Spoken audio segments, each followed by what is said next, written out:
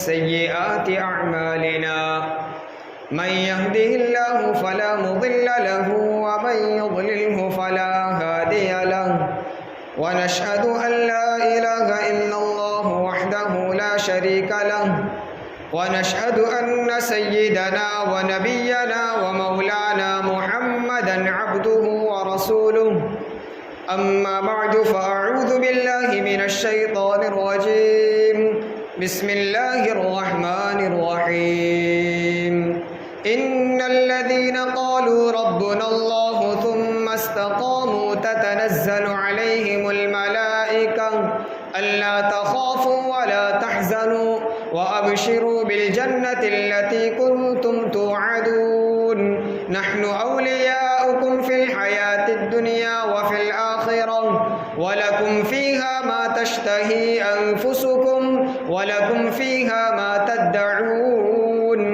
صدق اللہ العظیم۔ میرے محترم اور مکرم ایمانی اور اسلامی بھائیوں، ہم سب کا عقیدہ ہے کہ اس پوری کائنات کو بنانے والا تنے تنہا اللہ تبارک و تعالی ہے، اور پوری کائنات کا پورا نظام اللہ رب العزت کے قبضہ قدرت میں ہے۔ یہ ہمارا ایمان اور بنیادی عقیدہ ہے۔ اللہ رب العزت کی ذات تنہا اور اکیلی ہے، اور وہ اپنے صفات میں تنہا اور اکیلا ہے۔ اس جیسے صفات کسی میں نہیں، اس جیسی قدرت کسی میں نہیں، اس جیسی طاقت کسی میں نہیں۔ اس بات کے عقیدے کا نام ایمان ہے، اور جو شخص اس عقیدے سے ذرہ برابر بھی پھسلا، جس شخص کے اس عقیدے میں ذرہ برابر بھی تزلزل آیا، کوئی شک میں پڑ گیا تو اس کا ایمان خطرے میں، بلکہ اگر اس عقیدے سے ہٹ گیا تو وہ دائرہ ایمان سے نکل گیا۔ تو ایمان کا سب سے پہلا اور بنیادی عقیدہ اللہ رب العزت کی ذات پر کامل یقین، توکل، بھروسہ اور اعتماد۔ ساری ذات کا مالک، سب چیزوں کا مالک، اور پوری کائنات کا نظام چلانے والا، پیدا کرنے والا، موت دینے والا، جلانے والا اور روزی دینے والا، اولاد دینے والا، بارش برسانے والا، موسموں کو تبدیل کرنے والا، رات اور دن کی تبدیلیاں پیدا کرنے والا، یہ تنے تنہا اللہ رب العزت ہے۔ اس بات کا عقیدہ ہمیں اپنے دلوں میں مضبوطی کے ساتھ جمانا ہے، اور اسی کا نام ایمان ہے۔ اسی پر کامیابی اور ناکامی کا مدار، اسی پر جنت اور جہنم کا فیصلہ، اور اسی پر اللہ رب العزت کی رضا اور ناراضگی کا فیصلہ ہے۔ تو سب سے بنیادی عقیدہ بنا کہ اللہ تبارک و تعالیٰ کی ذات ہی ہماری مالک اور خالق ہے، اور اسی کا نام لا الہ الا اللہ ہے۔ جس کلمے کو ہم نے زبان سے پڑھا اور دل سے اس کا اقرار کیا، اس کے تقاضے یہ ہے کہ اللہ کی ذات کو تنے تنہا مانا جائے، ساری چیزوں کا مالک اسی کو سمجھا جائے، اور اس کے ساتھ کسی کو کسی طرح سے شریک نہ کیا جائے۔ یہ ایمان کی دولت اور یہ عقیدے کی دولت اللہ رب العزت نے اپنے فضل سے ہمیں عطا فرمائی، لیکن یہ ایمان عام طور پر ہم سب کو اپنے ماں باپ کی ایمان کے صدقے میں ملا۔ اللہ تبارک و تعالیٰ نے ہمیں ایمان والے گھر میں پیدا کیا، اور ورثے میں ہمیں ایمان مل گیا۔ اب ضروری اس بات پر ہمیں توجہ دینے کی ضرورت ہے کہ اس ایمان کو کیسے مضبوطی کے ساتھ اس پر جمع رہا، اور کس طرح اس ایمان کو بچا کر دنیا سے جائیں۔ اسی کا نام استقامت ہے، اور استقامت کی اسلام میں بڑی اہمیت ہے۔ عربی زبان کا مقولہ ہے الاستقامت فوق الکرامہ۔ جو استقامت کے ساتھ کسی چیز پر جمع رہا، یہ کرامت سے بڑی چیز ہے۔ اللہ رب العزت نے ہمیں ایمان تو دیا، لیکن اس ایمان پر جمے رہنا، اس کو باقی رکھنا، اس پر قائم رہنا، اور جس طرح کے بھی حالات پیش آ جائے، حالات سے سمجھوتا کرنے کے بجائے ایمان پر مضبوطی کے ساتھ جمے رہنا، یہ ہماری ذمہ داری ہے۔ اور ہم جس زمانے میں سانس لے رہے ہیں، یہ دور نبوت سے بہت دور ہے۔ یہ فتنوں کا زمانہ ہے۔ ہر دن طلوع ہونے والا نیا سورج ایک نیا فتنہ لے کر آتا ہے۔ یہاں طرح طرح سے انسانوں کو آزمایا جاتا ہے، اور دنیا ایک آزمائش گاہ ہے، یہ امتحان کی جگہ ہے، یہ ایگزامینیشن ہال ہے۔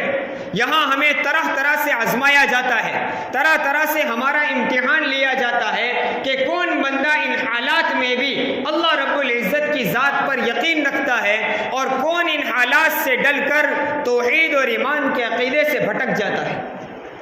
یہ امتحان کی جگہ ہے، یہ آزمائش کی جگہ ہے، اور خصوصاً ہمارا دور بڑے امتحان کا زمانہ ہے، اور پتہ نہیں آئندہ دنوں اور سالوں میں کن کن حالات سے امت مسلمہ کو گزرنا پڑے، اور کون سے امتحان دینے پڑے اپنے ایمان کے پرکھنے اور اپنے ایمان کی صداقت کو پیش کرنے کے لیے، نہ جانے ان سے کن حالات کا سامنا کرنا پڑے، اس کی کوئی گارنٹی نہیں دی جاتی، اس لیے کہ حالات کی تبدیلی بڑی تیزی کے ساتھ ہو رہی ہے۔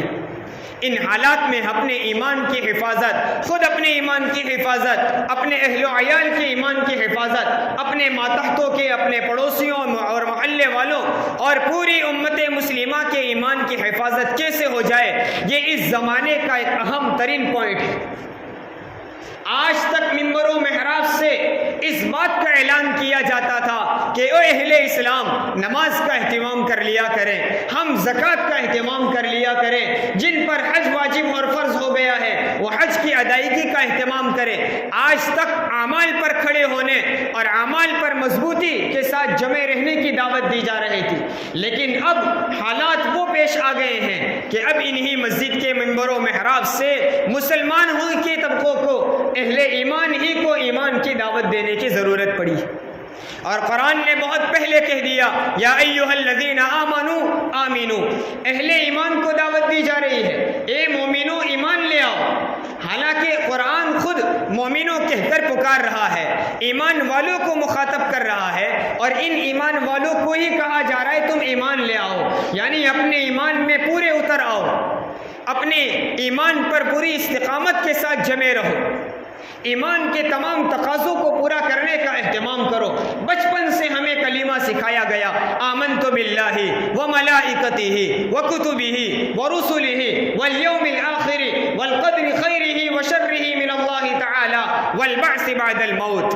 یہ 7 چیزوں کو اس کلمے میں بیان کیا گیا ایمان مفصل میں۔ ان 7 چیزوں کو صرف یاد کر لینا کافی نہیں، ان 7 چیزوں کا اپنی زبان سے اقرار کرنا اور اپنے دلوں میں اس کو مضبوطی کے ساتھ جمانا، یہ 7 عقیدوں پر تمام مسلمانوں کو جمع رہنا لازم اور ضروری ہے۔ اگر ان 7 میں سے کسی ایک عقیدے میں بھی کمی آئے گی تو وہ شخص ایمان سے نکل جائے گا۔ آمنت باللہ، ہم ایمان لائے اللہ پر ایمان لانے کا مطلب یہ ہے ہمارا خالق اللہ، ہمارا مالک اللہ، روزی دینے والا اللہ، تنگی پیدا کرنے والا اللہ، بارش برسانے والا اللہ، بارش کو روکنے والا اللہ، غلہ جات اور فصلوں کو پیدا کرنے والا اللہ، ہر چیز پر قدرت اللہ رب العزت کی ہے۔ ہمارے دل اللہ کے قبضے میں، ہماری ذات اللہ کے قبضے میں، اور ہواؤں کا نظام، بادلوں کا نظام، بارش کا نظام، زمین کا نظام، آسمانوں کا نظام، ہر چیز پر تنے تنہا اللہ رب العزت قادر ہے۔ اگر ان میں ذرہ برابر کمی آتی ہے تو ہمارا ایمان ختم ہو جائے گا، سالہ سال کی عبادت رائگاں ہو جائے گی، اور اس ایمان کو پرکھنے کے لیے اللہ رب العزت ہمیں آزماتا رہتا ہے، ہمارا امتحان لیا جا رہا ہے۔ اس امتحان میں کامیابی کی فکر کرنا، یہ اصل کامیابی اور یہ قرآن و حدیث کی اصطلاح میں فلاح ہے، جس فلاح کے ذریعے میں ہمیشہ ہمیش کا آرام، ہمیشہ ہمیش کی راحت اور ہمیشہ ہمیش کی اللہ کی رضا جنت کی شکل میں عطا کی جائے گی۔ موجودہ دور میں ایسے فتنے پیدا کیے گئے اور ایسی سازشیں رچی گئی اور ایسی پلاننگ بنائی گئی اور معاملات کے باب میں ایسی اسکیمیں جاری کی گئی کہ انسان دنیا کی رنگینیوں کو دیکھ کر، دنیا کے مال و دولت کے پیچھے پڑ کر اپنے ایمان کو کھو رہا ہے۔ وہ اپنے دل سے یوں سمجھتا ہے میں مومن ہوں، لیکن حقیقت میں اس کے دل سے ایمان نکل چکا ہوتا ہے۔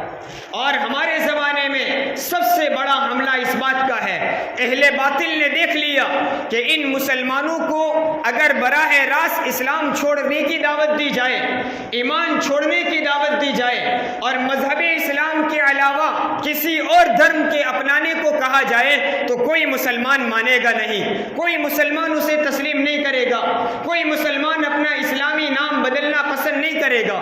تو باطل فرقے نے یہ محنت کی کہ ان کے سامنے وہ اسکیمیں جاری کرو اور ان کو دنیا کی ایسی لالچ دو اور ان کے سامنے ایسے پلاننگ پیش کرو کہ وہ ان اسکیموں کو اپنا کر اپنے دلوں سے ایمان نکال دے اور یوں سمجھے میں مسلمان ہوں۔ اس کا نام سرکاری دفتروں میں مسلمان کا نام ہوگا، وہ مسجدوں میں آتا جاتا رہے گا، وہ نمازیں پڑھتا رہے گا، لیکن اس کے دل میں ایمان نہیں ہوگا۔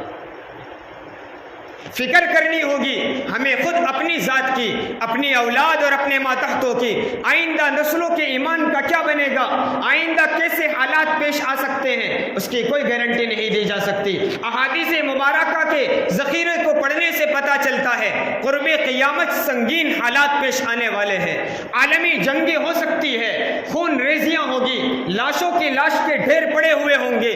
ان حالات میں بھی ہمیں اسلامی عقیدے سے ذرہ برابر بھی ہٹنا نہیں ہے، یہ ہمارا عقیدہ ہے۔ اور ان عقیدوں پر جمے رہنے والوں کے لیے اللہ رب العزت نے بہترین انعامات کو بیان کیا، یہی استقامت ہے۔ نبی کریم صلی اللہ علیہ وسلم فرماتے ہیں کہ سورہ ہود اور اس جیسی آیتوں نے مجھے بوڑھا کر دیا، مجھے بوڑھا کر دیا۔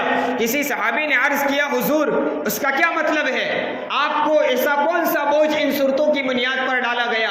اللہ کے رسول صلی اللہ علیہ وسلم نے فرمایا کہ اس میں استقامت کا حکم دیا گیا ہے، اور ایسی استقامت جیسا اللہ نے مجھے حکم دیا ہے۔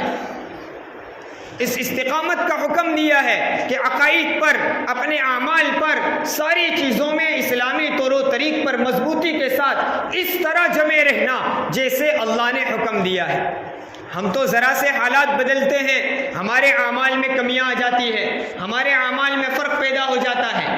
ان حالات میں بھی اللہ رب العزت کو نہ بھولنا اور مضبوطی کے ساتھ جمے رہنا۔ حضور اکرم صلی اللہ علیہ وسلم فرماتے ہیں یہ استقامت کا حکم اتنا سخت اور مضبوط تھا کہ جس کی وجہ سے ان جیسی آیتوں نے مجھے بوڑھا کر دیا۔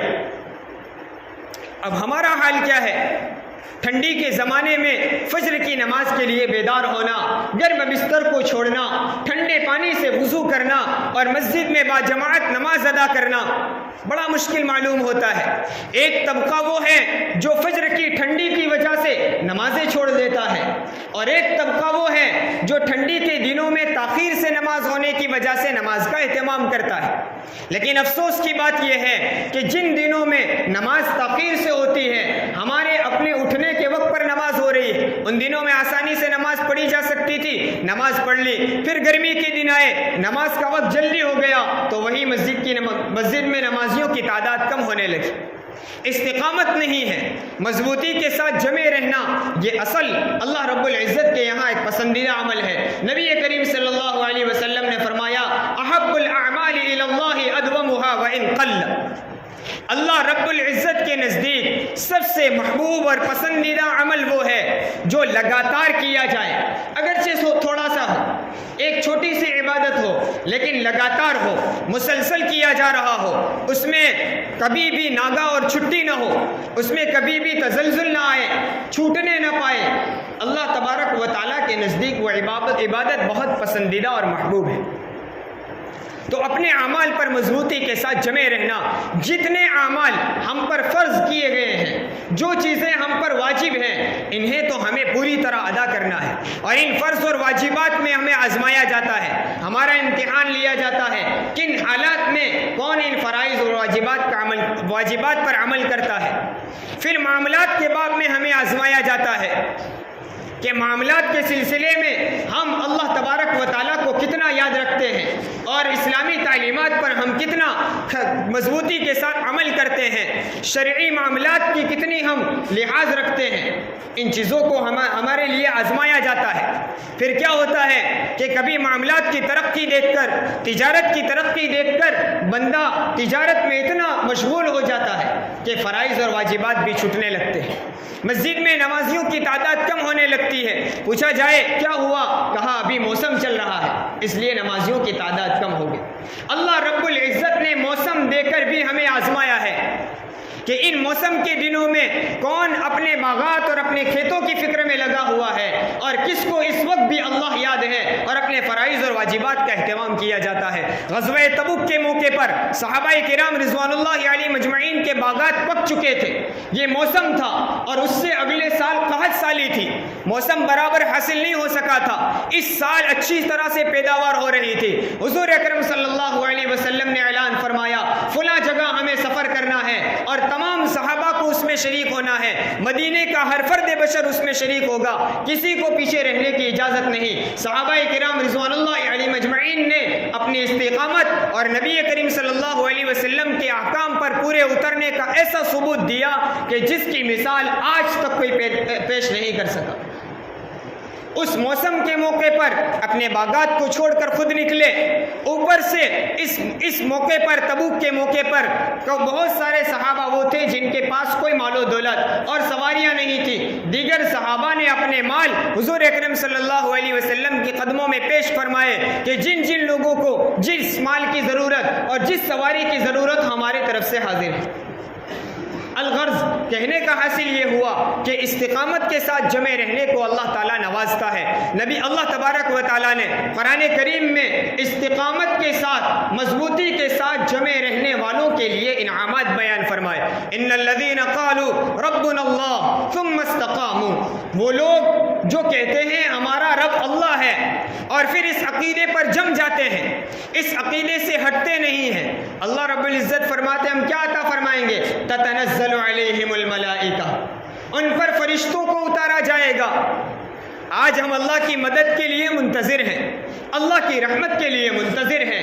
اللہ رب العزت فرماتا ہے میری ذات پر یقین کر کے جم جاؤ، اسی عقیدے پر جمے رہو، کیا نتیجہ ہوگا؟ تتنزل علیہم الملائکہ الا تخافوا ولا تحزنوا وابشروا بالجنۃ التي كنتم توعدون، فرشتے آئیں گے تمہاری مدد کے لیے، فرشتے اتارے جائیں گے اور تم کو کیا ملے گا؟ تتنزل علیہم الملائکۃ الا تخافوا ولا تحزنوا، فرشتوں کے ذریعے سے تمہیں یہ پیغام دیا جائے گا تم پر کوئی خوف نہیں ہوگا اور تم پر کوئی غم نہیں ہوگا، نہ پچھلے کسی نقصان کا تمہارے دلوں میں غم رہے گا، نہ آئندہ کسی حالات کا تمہیں کوئی خوف رہے گا۔ اور دنیا نے دیکھا جو لوگ عقیدوں کے ساتھ جمے رہے، تاریخ گواہ ہے دشمنوں کی ننگی تلواروں کے سامنے اور لاشوں کے ڈھیر میں بھی حالات ایسے سنگین سے سنگین تر کہ معصوم بچوں کی لاشیں پڑی ہوئی ہے، بستیوں کی بستیاں تباہ ہو جاتی ہے، اس وقت بھی وہ بڑے مزے لے لے کر بڑے خوشنما انداز میں قرآن کریم کی تلاوت پیش کرتے ہیں اور تکبیر کے نعرے بلند کرتے ہیں۔ یہ وجہ اس وجہ سے ہے کہ وہ اللہ کے عقیدے پر ایسے جمے، اللہ نے ان کے دل سے خوف نکال دیا اور آئندہ کے غم سے بھی ان کو آزاد کر دیا۔ اب انہیں کوئی فکر نہیں، کوئی غم نہیں، کوئی ٹینشن نہیں۔ ہم ہر وقت اپنی ذات، اپنے اہل و عیال، اپنے کاروبار، اپنی تجارت کے فکر میں لگے رہتے ہیں، یہ انسان کی فطرت ہے، اس کو ہر اعتبار سے اپنی ذمہ داریوں کی فکر لگی رہتی ہے، لیکن ان فکروں کو آسان بنانا، ان غموں کو دور کرنے اور ان خوف و ہراس کو ختم کرنے کا واحد علاج یہی ہے کہ اللہ کی ذات پر پورے یقین کے ساتھ جمے رہیں، اس میں کمی نہ آئے۔ صرف زبان سے بول دینا کافی نہیں، دل کے ساتھ اس عقیدے کو دل کے اندر جمانا اور اس کے ساتھ اس پر مضبوطی سے ساتھ اڑے رہنا، سنگین سے سنگین حالات میں بھی اللہ رب العزت کی ذات کی طرف سے کوئی شک و شبہ کا پیدا نہ ہونا، اس بات کا نام استقامت ہے۔ اور ہمارے زمانے میں وہی سازشیں رچی گئی ہے، بطور خاص نوجوان کے طبقے میں وہ باتیں ڈالی جاتی ہیں سوشل میڈیا کے ذریعے اور دنیاوی عصری تعلیمات کے ذریعے، اسکولوں اور کالجوں کے ذریعے ان کے دلوں میں ایسے شک و شبہات ڈالے جاتے ہیں قرآن کے متعلق، احادیث کے متعلق، نبی کریم صلی اللہ علیہ وسلم کی ذات اقدس کے متعلق اور خود رب کائنات کی ذات کے متعلق۔ آپ ذرا اندازہ لگائیں، اسٹڈی کیجئے اور اپنے بچوں کی تعلیمات پر توجہ دیجئے۔ ہمارے علماء اس میدان میں بھی کام کر رہے ہیں، اور علماء کا ایک طبقہ مستقل اس فکر میں لگا ہوا ہے کہ ہماری نئی نسل، نئی جنریشن کہیں ایمان سے ہاتھ نہ دھو بیٹھے۔ اس لیے باقاعدہ ریسرچ کیا گیا، ان اسکولوں میں جو اسلامی اسکولیں سمجھی جاتی ہیں، ان اسکولوں میں جا کر ان کا سلیبس پڑھا گیا، ان کی کتابوں اور ان کی بکس کو دیکھا گیا اور اس کا مطالعہ کیا گیا۔ ان اسکولوں میں بھی ایسے سلیبس موجود ہے جس میں کفریہ عقیدے جانے انجانے میں معصوم بچوں کے دلوں میں ڈالے جا رہے ہیں۔ یہ صرف زبانی باتیں نہیں ہیں، باقاعدہ ریسرچ کیا گیا ہے۔ کیا حال ہوگا ہماری نسلوں کا، ہمارے بچوں کا اور بچوں کے بچوں کا؟ ہماری نسلوں کی ایمان کی حفاظت کیسے ہوگی؟ ان کے ایمان کو بچانے کا ذمہ دار کون ہوگا؟ ہمیں کچھ پتہ نہیں ہمارے بچے کہاں جا رہے ہیں، کیا پڑھ رہے ہیں، کس سے مل رہے ہیں، کون سے گیت گا رہے ہیں، کون سی نظمیں پڑھی جا رہی ہے، کون سی کویتائیں یاد کی جا رہی، کسی کو پتہ نہیں۔ اس میں ایسے کفریہ عقیدے ڈالے گئے، اگر وہ بولتے بولتے ہمارے بچوں کے دلوں میں جم گئے، اللہ ہماری حفاظت فرمائے، وہ ایمان سے محروم ہو جائیں گے۔ تو بطور خاص اس زمانے میں سب سے پہلا مقصد ایمان کی حفاظت۔ جیسا میں نے کہا، آج تک ممبر و محراب سے یہ پیغام دیا جاتا تھا کہ امت مسلمہ رسول اللہ صلی اللہ علیہ وسلم کی سنتوں کو زندہ کرنے لگے، امت نماز کا اہتمام کرنے لگے، امت زکوٰۃ کا اہتمام کرنے لگے، اپنے اخلاق سنوارنے لگے۔ یہ مسجدوں کے ممبر و محراب سے کیے جانے والے خطابات اور بیانات تھے، لیکن افسوس آج ہمارا طبقہ اس مرحلے پر پہنچ گیا ہے کہ اب اہل ایمان کو اس بات کی دعوت دینی پڑ رہی ہے کہ اپنے ایمان کی حفاظت کر لو، اپنے ایمان کو ٹٹول کر دیکھ لو، کہیں ہمارے دلوں سے ایمان رخصت تو نہیں ہو گیا۔ اس لیے فکر کریں، اللہ سے مانگے، ایمان کے بول کو بار بار بولیں، اللہ کی قدرت کو اور اللہ کی بنائی ہوئی کائنات میں غور کریں، اللہ کی قدرت کو بار بار بولیں، اور اس کا ایک بہترین طریقہ قرآن کریم ہے۔ قرآن کریم کا ہر صفحہ، ہر آیت توحید اور قدرت کی دعوت دے رہا ہے۔ ہر صورت میں کفر و شرک کی مذمت بیان کی گئی ہے۔ اگر مسجد میں پابندی کے ساتھ قرآن کریم کی تفسیر کی مجلسیں شروع کی جائے اور امت کا ہر فرد قرآن کریم کے مفاہیم و تراجم کو سننے لگے، اس کی تفسیروں کو سننے کے لیے آ کر جڑ کر بیٹھنے لگے، اللہ کی ذات سے امید ہے محض یہ مجلسیں ہی ہمارے ایمان کی حفاظت کا ذریعہ بنے گی۔ تو جتنے طریقے اپنائے جا سکتے ہیں اپنے ایمان کی، اپنے ماتحتوں کے، اپنے اہل محلہ، اپنے بستی والوں کے اور پوری امت مسلمہ کے ایمان کی حفاظت کی فکر ہم سب کو کرنی ہے۔ اس کے لیے دعاؤں کا اہتمام کریں۔ اللہ تبارک و تعالی مضبوطی کے ساتھ ایمان پر جمے رہنے کی ہم سب کو توفیق عطا فرمائے، تا دم حیات ایمان پر باقی رکھنے اور اس دنیا سے جاتے ہوئے ایمان کو بچا کر لے جانے کی ہمیں توفیق اور سعادت عطا فرمائے۔ آمین۔ وآخر دعوانا ان الحمد للہ رب العالمین۔